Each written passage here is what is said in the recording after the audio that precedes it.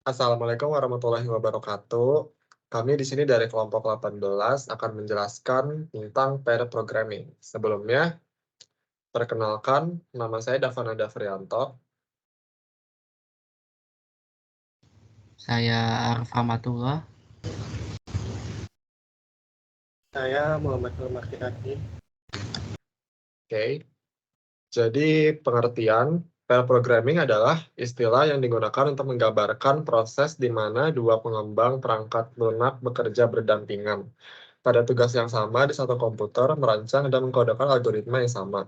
Biasanya ada dua peran dalam pair programming, driver yang mengendalikan mouse dan keyboard, dan navigator yang mengamati pekerjaan driver, memberikan saran dan koreksi terhadap baik algoritma maupun kode. Setiap pengembang bergantian menjadi driver dan navigator. Dua pengembang bekerja sama dalam merancang, mengode, dan meninjau kode. Pair programming adalah salah satu praktik kunci dalam extreme programming. Walaupun sepertinya biaya pengembangan perangkat lunak menjadi lebih mahal karena jumlah orang jam yang diperlukan untuk menulis kode pair programming menghasilkan lebih sedikit defek pada kode. Selain itu, mungkin saja programmer pertama lebih paham solusi atas suatu masalah dibanding programmer kedua. Sedangkan pada masalah lain, situasinya terbalik.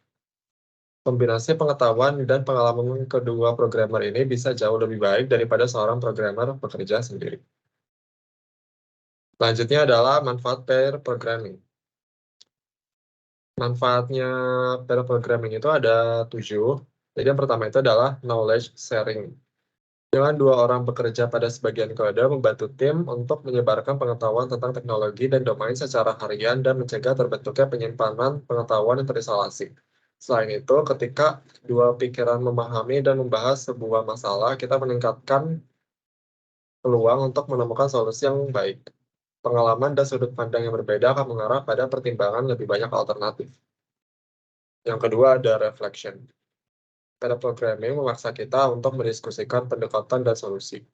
Bukan hanya memikirkannya dalam pikiran kita sendiri, mengucapkan dan menjelaskan hal-hal secara lisan mendorong kita untuk merenungkan apakah kita benar-benar memiliki pemahaman yang tepat, atau apakah kita benar-benar memiliki solusi yang baik. Ini tidak hanya berlaku untuk kode dan desain teknis, tetapi juga untuk cerita pengguna dan nilai yang dibawa oleh cerita tersebut.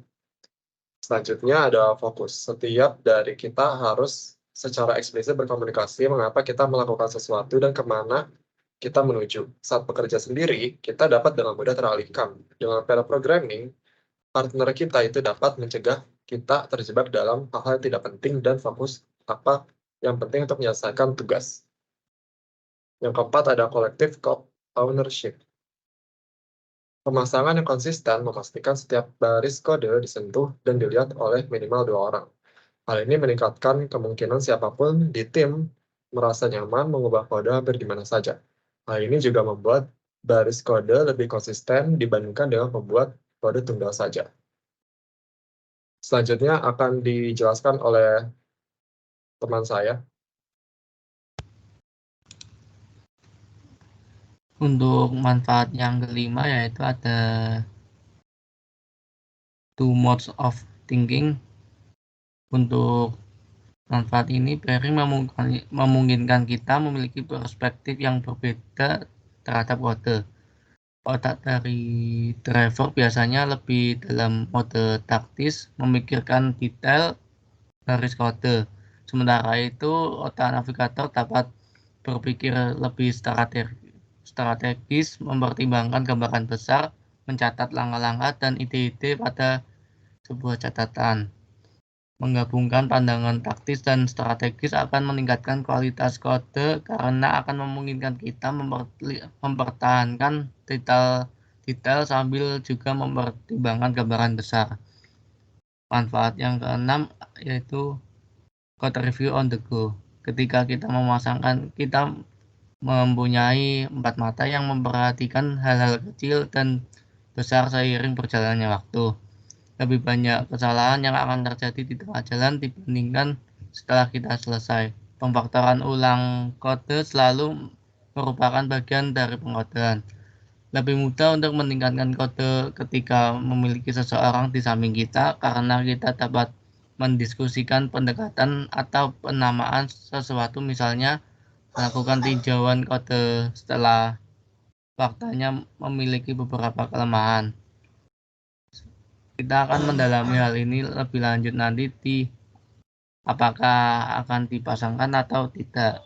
Untuk manfaat ketujuh yaitu keep the team flow. Dalam pair programming, dua pengembang bekerja sama pada satu tugas pada waktu yang bersamaan. Ini berarti bahwa fokus mereka secara alami tertuju pada pekerjaan yang sedang mereka kerjakan bersama, dan ini dapat membantu mengurangi potensi pekerjaan yang belum selesai. Untuk selanjutnya yaitu terdapat macam-macam pair programming. Di sini ada 3 macam. Yang pertama yaitu ada driver or navigator style, gaya pair programming yang populer di mana satu programmer menangani sisi mekanis seperti penulisan kode dan yang lainnya mengendalikan elemen strategis atau arsitektural seperti meninjau kode. Peran driver dan navigator seringkali bergantian. Gaya ini cocok untuk seorang pemula yang dipasangkan dengan seorang programmer ahli. Peran navigator dapat bervariasi mulai dari pendekatan yang lebih bersifat hati-hati hingga peran yang lebih taktis dan praktis. Untuk selanjutnya akan dijelaskan oleh rekan saya.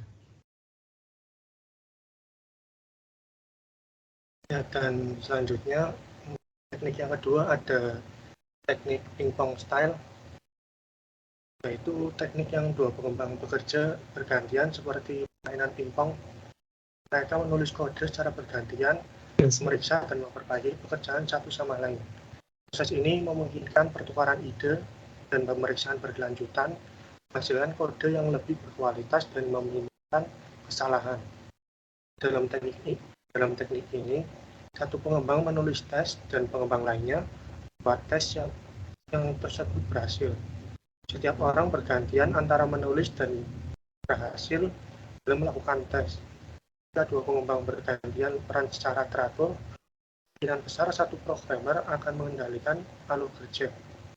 Gaya pair programming ini biasanya dilakukan bersamaan dengan pengembangan berbasis test-driven development.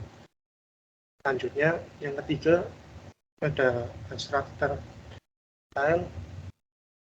Instructor pair programming adalah pendekatan kolaboratif yang memberikan lebih banyak kebebasan kepada pengembang untuk menentukan bagaimana mereka ingin bekerja sama dan mencapai tujuan mereka dalam pengembangan perangkat lunak.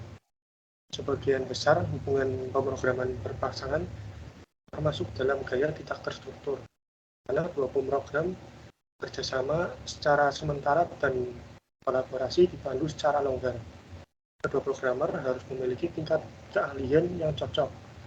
Varian umum dari gaya ini adalah pasangan ahli dan pemula yang tidak terstruktur, di mana seorang programmer ahli dan seorang pemula dipasangkan bersama.